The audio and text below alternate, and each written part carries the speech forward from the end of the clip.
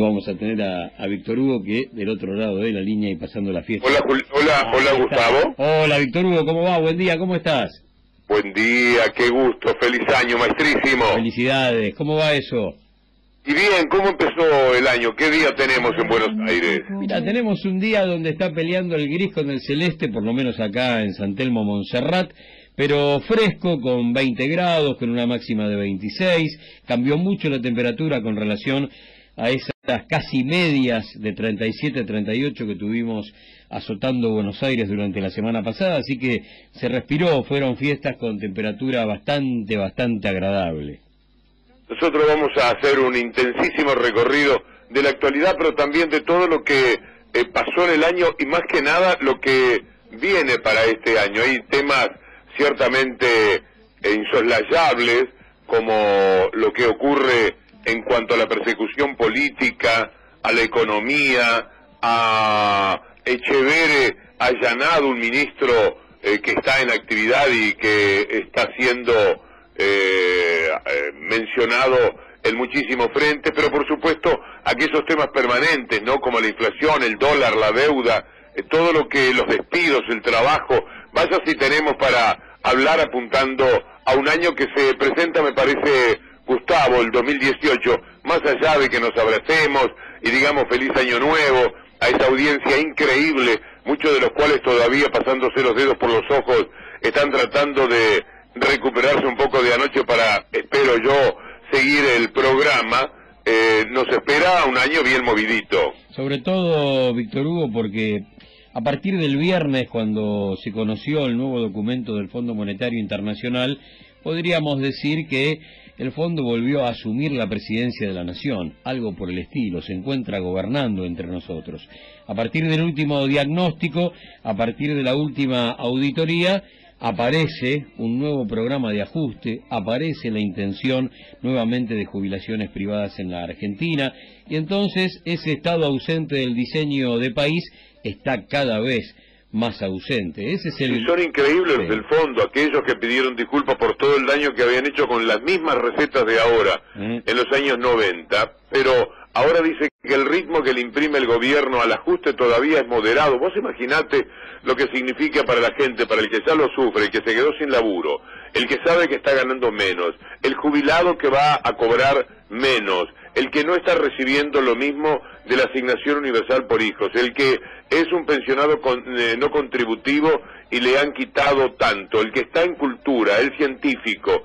En cultura hay que hablar también porque están despidiendo gente justamente en estos días finales del año pasado, ya tenemos que hablar del año pasado. Hay un texto del Fondo Monetario Internacional que resalta las formas que ya fueron aplicadas y llevadas a consideración del Consejo, las cuales son de autoría total del Fondo Monetario Internacional, y el gobierno las sigue a rajatabla como una especie de carta astral, una nota de Cristian Carrillo, en página 12, lo marcaba de una manera muy clara, muy tajante. Textualmente lo que pide es desarticular toda la política de crecimiento de salario, de jubilaciones, y habla de transferencias sociales. Cuando habla de transferencias sociales está hablando de dos cosas: de las políticas destinadas a ayudar a los sectores más vulnerables, y por otro lado que se corte aquello que había nacido con el kirchnerismo o renacido con el kirchnerismo de distribución de la riqueza. Aplauden, por supuesto, lo que fue la disputa con los buitres a través de la resolución de pagar cash 15.000 millones de dólares, hablan de modernización de la política monetaria, o sea, entregarle el país a los mercados, hablan de volver al mercado de capitales, que es hipotecar a 4 o 5 generaciones con deuda externa, corrección de tarifas, que son tarifazos que a esta altura del partido han superado en algunos casos el 1.400%. Eso lo aplaude, y lo que está pidiendo es un poco más, y yo te decía que la nave insignia de lo que pide tiene que ver con jubilaciones privadas, o sea, el regreso de las AFJP de una manera distinta, sería optativo, pero sería un formato que se iría comiendo lentamente al sistema de reparto. Ahora se puede entender mucho mejor, Gustavo, aquello de pagarle al Fondo Monetario Internacional que hicieron algunos países, particularmente la Argentina y Brasil, Kirchner y Lula, diciéndole al Fondo Monetario Internacional: ¿cuánto se les debe? Bueno, muy bien, aquí está la plata, pero por favor, ustedes retírense, no queremos las políticas de ustedes, porque nos han afectado muy negativamente. Era en tiempos en los cuales después el Fondo Monetario Internacional, ante varios sopapos de reproche que había recibido, no nos olvidemos que muchos tienen que ver todos ellos con la crisis del 2009, por ejemplo, después de todo eso anduvieron pidiendo disculpas, diciendo que lo que habían hecho con la Argentina había sido equivocado. Quiere decir que hasta ellos, al tener nueva gente dentro del Fondo Monetario Internacional, miraron la carpeta y dijeron, qué barbaridad, mirá con nuestras políticas a dónde llevamos a la gente. Pero como son iguales a sí mismos todos ellos, ahora vuelven con las mismas recetas, han pedido, como es de naturaleza de ellos, ajustar el ritmo del ajuste fiscal, reducir todo lo que ellos llaman vulnerabilidad externa. Pues fíjate qué disparate es este, Gustavo, porque la vulnerabilidad externa mayor es la que se está creando con la deuda, y ellos son grandes impulsores de la deuda. Y ellos son, te diría, el puente, los comisionistas con mayúsculas. Después tenemos los otros, los locales, como el hermano de Caputo, que desde un bufete de abogados en los Estados Unidos se encarga de la deuda provincial. Pero ellos siempre han sido el puente, sobre todo con los bancos y fundamentalmente con los centros financieros de poder, para que el sur se endeude permanentemente, y esa deuda, además de ser un enorme condicionante económico, sea un gran condicionante de la dependencia política. Uno sabe que con un bono a 100 años habrá como mínimo un siglo de dependencia política soñada por el neoliberalismo. Pues fíjate que ellos, hasta con su propia gente, están bastante alarmados. Ahí aparece José Luis Esper, que no podría ser señalado como un representante del progresismo en materia económica, lo que llamamos progresismo. No quiero faltarle el respeto, a lo mejor todo lo que dice y lo sostiene es para que progrese la nación o para que progrese el mundo. Nosotros lo vemos de una manera completamente distinta, pero independientemente de lo que genera Espert en cuanto a las divergencias que se puedan tener desde el lugar del que no entiende demasiado de economía, salvo lo que la realidad nos informa cada día, él es un hombre que, corriendo por el lado neoliberal al gobierno, le dice, están haciendo muy mal las cosas.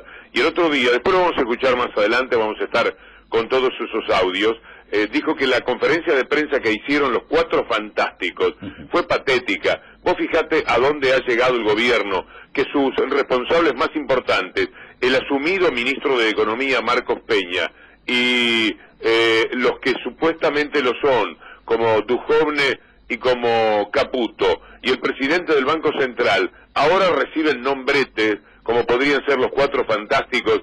A nosotros se nos había ocurrido el cuarteto de Nos, por aquello del cuarteto de Nos, me parece que queda bastante claro, y lo que han generado es casi una risa, no mostraron la mínima solvencia. Quiero decir que aquello de lo que están convencidos lo están haciendo muy mal. Sí, Esper lo que está pidiendo no es un cambio de rumbo, por supuesto no es un cambio del diseño de política, no pide un cambio estructural. Lo que está diciendo es, muchachos, háganlo bien, porque de esta manera chocamos la Ferrari, qué sé yo, mañana o pasado, y a partir de ese momento se acaba la posibilidad esta que tenemos tan particular, tan histórica, tan singular, de poder devolverle a los mercados el país, que es básicamente lo que sueña Espert y compañía. Pero él está observando que estos se están bebiendo todo de un sorbo, y así no va. No se puede tener un nivel de endeudamiento en 2 años igual al del año 2001, porque estás al borde del precipicio, y eso es lo que está pidiendo Espert. Vamos a ir por una edición que habla de la inflación, con frases de Macri, que es el gerente de toda esta inmensa operación que tanta tragedia trae, como siempre es el neoliberalismo, a nombre de las corporaciones. Él es parte de una corporación, la de los empresarios, la de los vividores del Estado, pero son varias las que están mandando en el país, fundamentalmente representadas por la corporación mediática, que es la que instaló a Macri en este lugar insólito que más de una vez seguramente lo tiene creyendo que está dentro de un sueño, aunque para muchos esté convirtiéndose en una pesadilla. Axel Kicillof, y enseguida vamos a ese clip sobre la inflación, anticipó la devaluación no hace demasiado tiempo, fue el que había dicho en septiembre pasado, había dicho que, hablando con representantes del mundo productivo, le aseguraron que el gobierno les prometió realizar una corrección cambiaria muy fuerte después de las elecciones, porque así los números no cierran. Quiere decir que es el propio gobierno el que ha estado presuntamente alentando lo que ha sucedido, o permitiéndolo porque le conviene a la élite. Ellos van a seguir haciendo diferencia, mientras que la inflación estará galopando una vez más, impulsada por la devaluación.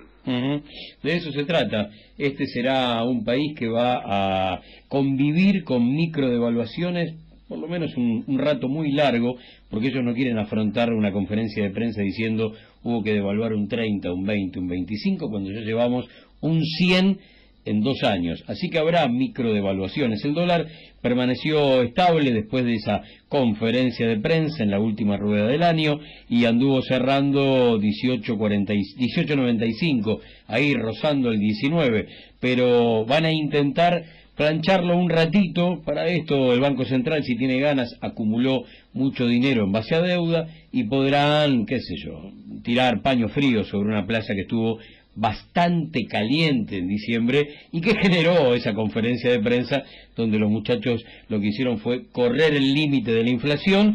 Y vos me decías hace un rato fuera de micrófono, resulta que ahora ya tenemos toda una suerte de listado de lo que va a aumentar apenas arranque el año. Y entonces, ¿dónde va a quedar esa misma propuesta del 15? Ese 15 se destruye automáticamente cuando ves cuánto va a aumentar el transporte, los peajes, las prepagas, la nafta, el gas, la electricidad, que es lo que tienen en gateras. Nos vamos a poner en marcha con la carpeta inflación, entonces. Vamos a presentar frases que se han escuchado sobre la inflación y que marcan el patetismo que también tiene el gobierno, desde aquella presunción, que vaya a saber si era real, de que podían cambiar la economía, cambiar la inflación.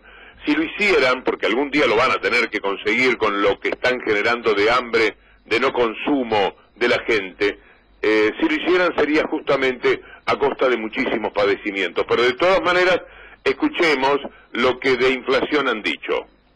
Bueno, después de eso anda preparando, vamos a ir a hablar del dólar con tenés una cosa de Sturzenegger. Cuando termina esto entra Gustavo, ¿ok? Perfecto. Anda preparando para dólar música de Año Nuevo. Ahí estaba Víctor Hugo, la palabra, a través de todos estos clips, la palabra oficial hablando de una inflación que ya desde el vamos, te diría desde la campaña, estaba domesticada y había que demostrar que era demasiado simple terminar con ella. Resulta que los formadores de precios, que son los propios, que son los amigos, que son el capital, le fueron dando sopapos durante 2 años al gobierno nacional y le dijeron: no, nosotros corremos la vara cada vez que se nos canta y el mercado está libre, por lo tanto somos libres de amplificar nuestro porcentaje de ganancia cuantas veces se nos cante.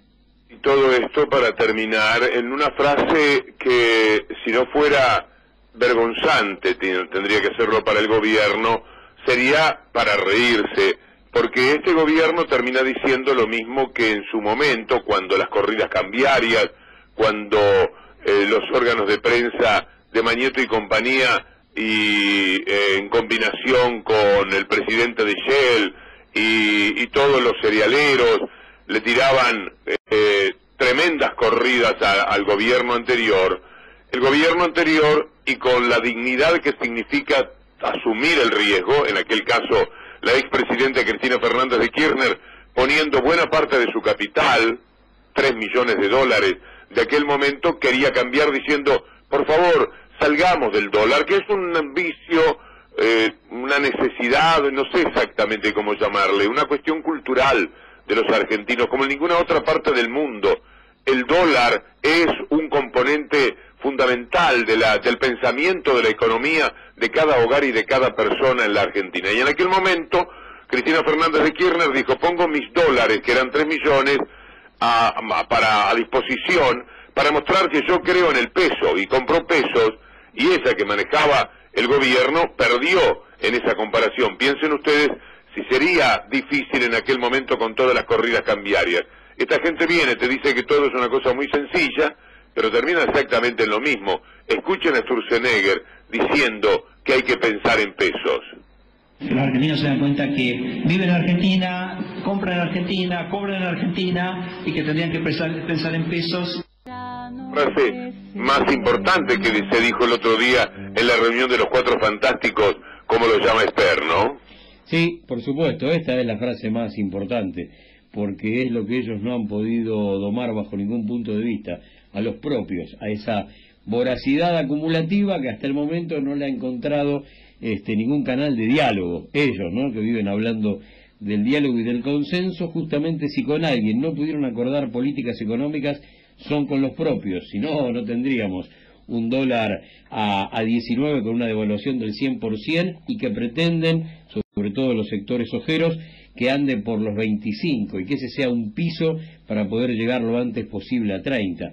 Daría la sensación que ahí no hay diálogo, Víctor Hugo, que los muchachos no ceden un centímetro, y estaba pensando en función del resto de la grilla cuando veo qué sé yo, a Milagro, al caso Maldonado, al asesinato de Nahuel, que todas son cortes de archivo que tendrían que estar en alguna carpeta que diga economía.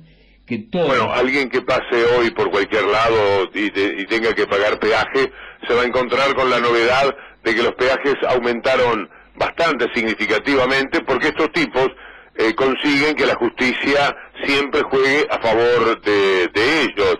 Revocaron un juez de una jueza, Elena Liberatori, que había frenado las subas establecidas en febrero pasado. Quiero decir que ya ayer domingo, creo que el sábado mismo, y hoy lunes, en los peajes, vos ya estás sintiendo el efecto de lo que se viene, que serán unos aumentos muy significativos a partir del salto que pegó el dólar.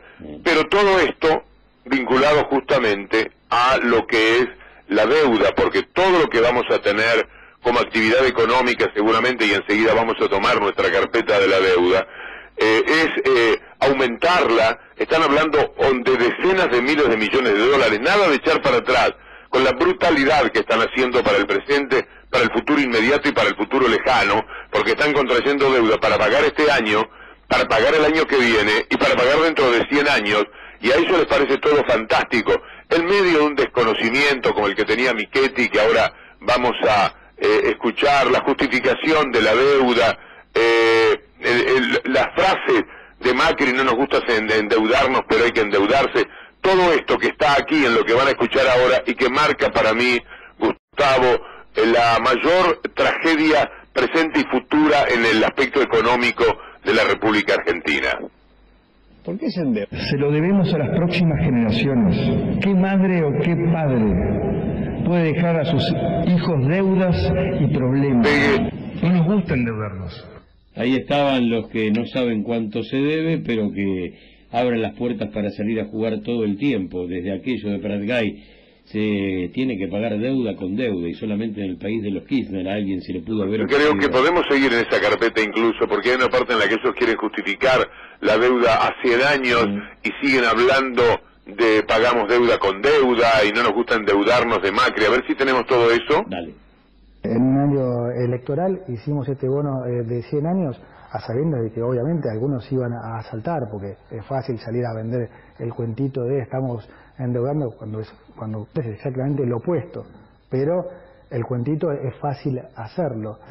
Entonces yo, si de algún lado veo especulación política, lo veo del lado de la oposición. Y Pratgay, eso de deuda se paga con deuda, a ver qué decía.